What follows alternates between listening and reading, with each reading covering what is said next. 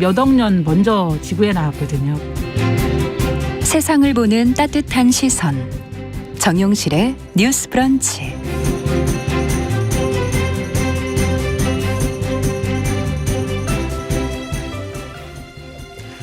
우리의 일상과 산업, 자연 속에 늘 존재하는 동물 이야기, 동물권의 관점에서 전해드리는 시간인데요. 동물 이슈, 한국일보 고은경 동물복지 전문 기자와 함께하겠습니다. 기자님 안녕하십니까? 안녕하세요. 네, 첫 소식인데요. 이 반려동물에 관련해서 재미있는 설문조사가 있다고 해서 소개해 주시냐고요.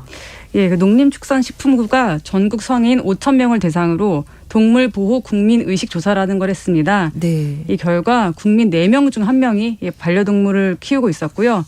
이 동물을 기르는 데는 월 평균 15만 원을 쓰는 것으로 조사가 됐습니다.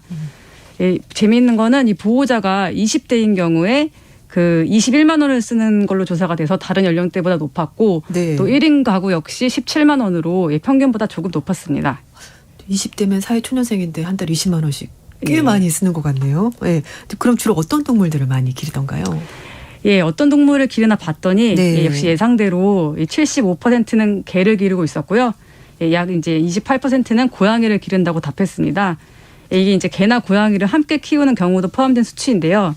다음으로는 어떤 동물을 기를지 좀 예측이 되시나요? 아니, 곤충? 파충류? 예, 아닙니다. 예, 아니에요? 정답은 물사리, 즉 물고기를 기른다는 응답이 7.3%로 네. 개와 고양이 뒤를 이었습니다. 다음으로는 햄스터, 거북이, 새 순으로 나타났는데요. 동물은 그럼 어떻게 구했냐 봤더니 네. 지인한테 무료로 분양을 받았다가 40%로 가장 많았고, 그다음에 이제 펫숍에서 구입이 20%, 또 지인에게 유료로 분양을 받았다가 12%였습니다. 보호소에서 입양한 비율은 11.4%였는데요. 이게 조금 낮은 수치이긴 하지만 그래도 2년 전 4.8%보다는 늘어난 수치입니다. 그러니까 전반적으로 이제 구입을 한다. 그게 가장 많았네요. 그렇죠. 예. 예. 네, 요즘 또 유기견 보호센터 이런 데서 좀 많이 하고 계시고, 네. 근데 기르는 것을 포기하거나 파양하는 사람들 뉴스에 많이 나오잖아요. 네. 왜 그런 걸까요? 키우다가 이렇게 예. 네, 너무 안타깝고. 예, 그런데. 물어봤더니 네. 10명 중 2명이 포기했거나 아니면 이제 파양을 고려한 경험이 있다 이렇게 답을 했습니다. 네. 이보다 사실 뭐 더 많을 것 같긴 한데 어쨌든 네. 답변은 이렇게 하셨는데요. 이제 왜 파양했냐 물어봤더니 그러니까요. 물건 훼손, 짖음 등 동물의 행동 문제가 29%로 가장 많았고요. 그다음에 예상보다 지출이 많아서, 그리고 이사나 취업 등 여건 변화 순이었습니다.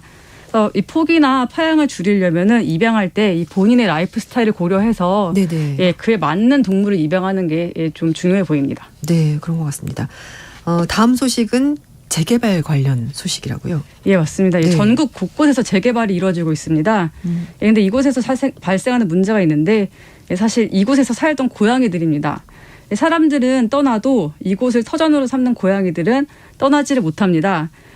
서울 동작구 흑석 9구역 재개발 지역도 서울부터 철거에 들어갈 예정이어서 네. 이곳 고양이를 돌보는 그 시민들, 캣맘 캣데리라고 하는데 케어테이커들의 걱정도 커지고 있습니다. 네, 맞습니다.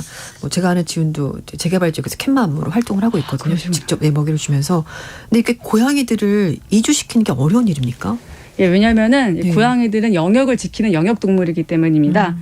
이 케어테이커분들이 밥자리를 옮겨도 밥만 먹고 다시 공사장으로 들어가는 경우가 많고요. 네. 예, 버스 정류장 4-5개 정거장 이상을 옮겨봤는데 네. 다시 또 기가 막히게 그 자리로 돌아갈 정도로 또 머리도 좋은 것 같고 되게 이제 네. 영역을 지키려고 합니다. 근데 이제 옮길 장소가 있으면 그래도 나은데 네. 아까 말씀드린 동작구 같은 경우에는 이 재개발 지역 밖이 바로 도로기 때문에 맞아요. 이 밥자리를 옮기기 어려운 경우도 있다고 합니다. 네, 거기 왕복 8차선 도로가 있거든요, 앞쪽에. 그래서 하는 것 같습니다. 그리고 사실 정부나 그럼 지자체가 이렇게 재개발 지역에 고양이, 개 이렇게 좀 어떻게 지원할 정책은 따로 없습니까? 이게 지자체별로 상황이 좀 다릅니다. 앞서 부산 동래구 온천 4구역이나 광명시 경우에는요. 네. 민간 협력으로 재개발 지역 고양이를 구조한 사례로 지금 꼽히고 있는데요. 동물 단체나 시민들이 고양이를 구조를 하면 네. 지자체가 이제 중성화를 해주는 이제 그런 방식으로 운영이 됐었습니다. 근데 사실 이처럼 제대로 이루어지는 데는 많지는 않습니다.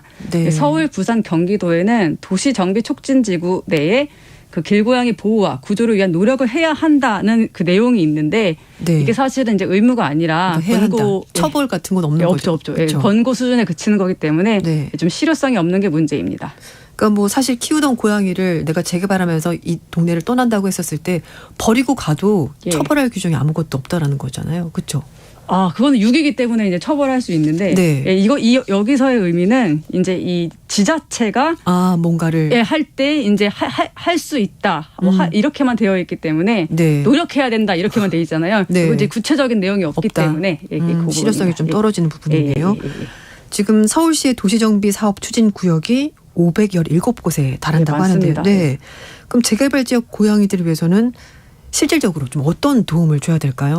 예, 아까 말씀드린 대로 조례에 지금 이게 너무 이제 뭉뚱그려서 되어 있기 때문에 그러니까요. 이제 구체적으로 좀 명시가 되면은 이제 이 개발 전에 이 케어테이커 분들 또 재개발 조합, 지자체, 이 시행사들이 한 자리에 모여가지고 이 공사 전에 고양이를 위한 어떤 활동을 할지 좀 테이블이 만들어지는 데 도움이 될 거라고 하고요. 네. 또 이제 실질적인 도움을 주려면 이제 예산이 필요하기 때문에 이 지자체가 TNR 또는 그 구조한 고양이 치료 등을 위한 그 예산 확보에 관심을 기울일 필요가 있다고 합니다. 네. 오늘 소식 잘 들었습니다. 고맙습니다. 동물 이슈 한국일보 고은경 동물복지 전문기자와 함께했습니다. 감사합니다. 감사합니다.